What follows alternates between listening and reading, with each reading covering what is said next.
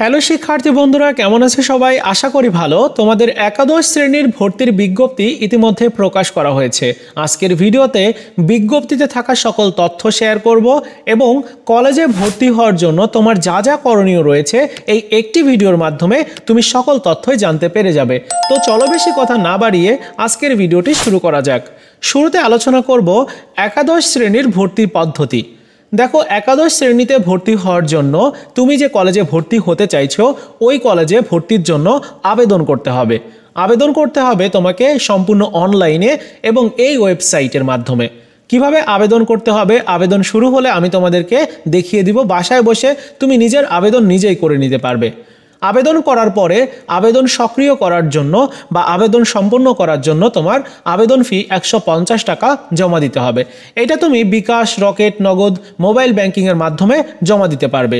এবং মনে রাখবে, আবেদনের ক্ষেত্রে তুমি সর্বনিম্ন 5টি কলেজে আবেদন করতে পারবে এবং সর্বোচ্চ 10টি কলেজে আবেদন করার সুযোগ দেওয়া হবে। আর মোট 3 বার তুমি এই আবেদন করতে পারবে।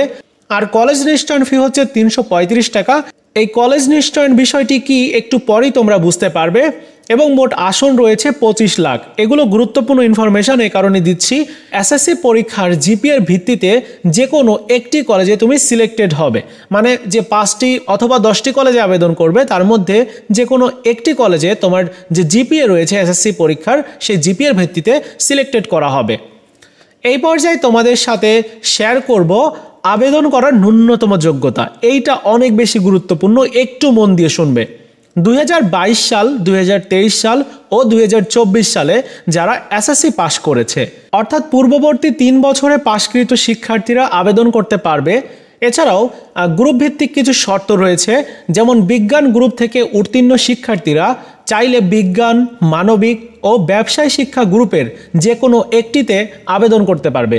মানবিক গ্রুপ থেকে উত্তীর্ণ শিক্ষার্থীরা মানবিক ও ব্যবসায় শিক্ষা গ্রুপের যে কোনো একটিতে আবেদন করতে পারবে।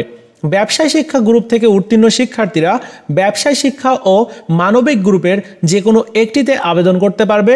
যে কোনো গ্রুপ থেকে উত্তীর্ণ শিক্ষার্থীরা গার্হস্থ্য অর্থনীতি ও সঙ্গীত যে কোনো একটি গ্রুপে আবেদন করতে পারবে। মাদ্রাসা শিক্ষা বোর্ড থেকে উত্তীর্ণ শিক্ষার্থীরা বিজ্ঞান গ্রুপ থেকে যারা উত্তীর্ণ হবে তারা বিজ্ঞান, মানবিক ও ব্যবসায় শিক্ষার গ্রুপের যে কোনো একটিতে আবেদন করতে পারবে। আর কারিগরি শিক্ষা বোর্ডের শিক্ষার্থীরা তারা যে কোনো গ্রুপে আবেদন করতে পারবে। এবং জিপিএ বিষয় উল্লেখ নেই, তবে সরকারি কলেজগুলোতে ভর্তির ক্ষেত্রে বা আবেদন করার ক্ষেত্রে তোমার জিপিএ যোগ্যতাটা খুব বেশি জরুরি হবে। অর্থাৎ তোমার জিপিএ যেমনই থাকুক না কেন, তুমি প্রতিটি সরকারি কলেজে অ্যাপ্লাই করতে পারবে না। প্রত্যেকটি সরকারি কলেজে আলাদা আলাদা কিছু ক্রাইটেরিয়া দেওয়া থাকবে, আলাদা জিপিএ দেওয়া থাকবে। সেই জিপিএ অনুযায়ী শিক্ষার্থীরা আবেদন করবে এবং তাদের মধ্য থেকে বেস্ট শিক্ষার্থীদেরকে সিলেকশন করা হবে। আশা করি বিষয়টা আর বোঝাতে হবে না। তবে বেসরকারির ক্ষেত্রে যেমন তোমার জিপিএ থাকুক না কেন, তুমি আবেদনও করতে পারবে এবং সুযোগও পাবে।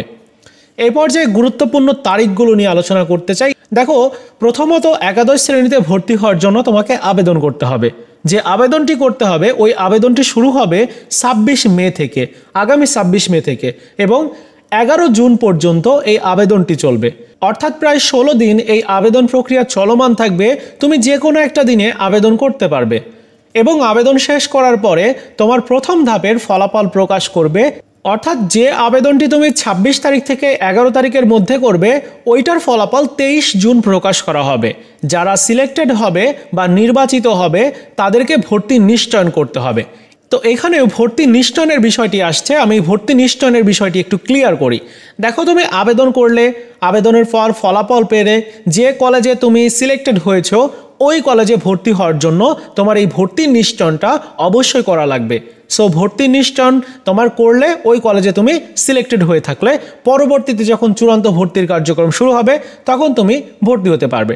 ওকে, সো এটা একটা প্রসেস। তো ভর্তি নিশ্চয়নটা হচ্ছে 29 জুনের মধ্যে হবে এবং দ্বিতীয় ধাপের আবেদনটি আবার শুরু হবে পুনরায় 30 জুন থেকে, যে আবেদনটি চলবে 2 জুলাই পর্যন্ত।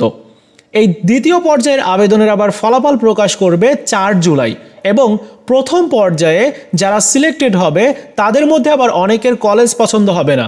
যাদের কলেজ পছন্দ হবে না তারা দুইটা অপশন পাবে, একটা হচ্ছে ভর্তি নিশ্চয়ন না করা, দ্বিতীয় অপশন হচ্ছে তোমার ভর্তি নিশ্চয়ন করে মাইগ্রেশন অন করা। তো মাইগ্রেশন যারা অন করবে তোমাদের প্রথম মাইগ্রেশনের রেজাল্ট ওই দ্বিতীয় ধাপের যে ফলাফল সেই একই সাথেই ওই একই দিনই প্রকাশ করা হবে। দ্বিতীয় ধাপে যারা সিলেক্টেড হবে তাদের ভর্তি নিশ্চয়ন করবে হচ্ছে 5 জুলাই থেকে 8 জুলাই পর্যন্ত। এই সময়টার মধ্যে নিশ্চয়নটা কমপ্লিট হবে। এরপরেও যারা চান্স পাবে না অথবা ভুলবশত এই দ্বিতীয় ধাপেও আবেদন যারা করতে পারবে না তাদের ক্ষেত্রে পরবর্তীতে দেওয়া হবে তৃতীয় ধাপের নতুন আবেদন।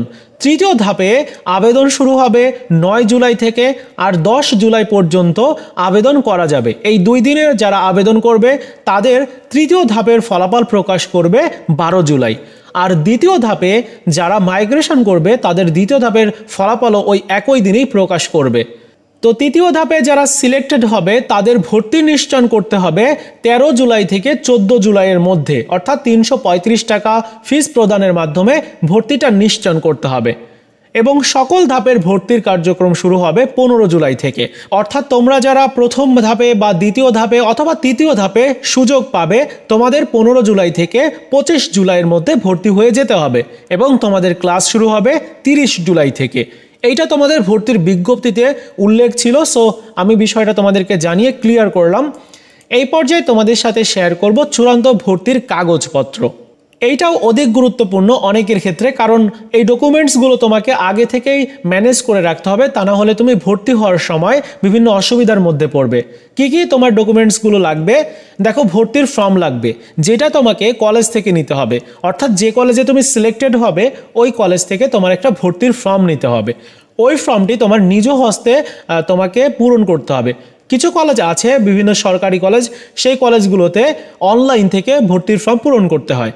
তো যে কলেজ অনলাইন থেকে পূরণ করতে বলবে তারা অনলাইন থেকে করবে, আর ম্যাক্সিমাম কলেজেই বলবে অফলাইনে একটা ফর্ম দেওয়া হবে, সেই ফর্মটি পূরণ করতে হবে। সো ভর্তির ফর্মটি পূরণ করতে হবে। এর সাথে পাসপোর্ট সাইজের ছবি লাগবে। কয় কপি লাগবে এইটা তোমার কলেজ থেকে জেনে নিতে হবে। 2 কপিও লাগতে পারে, 4 কপিও লাগতে পারে।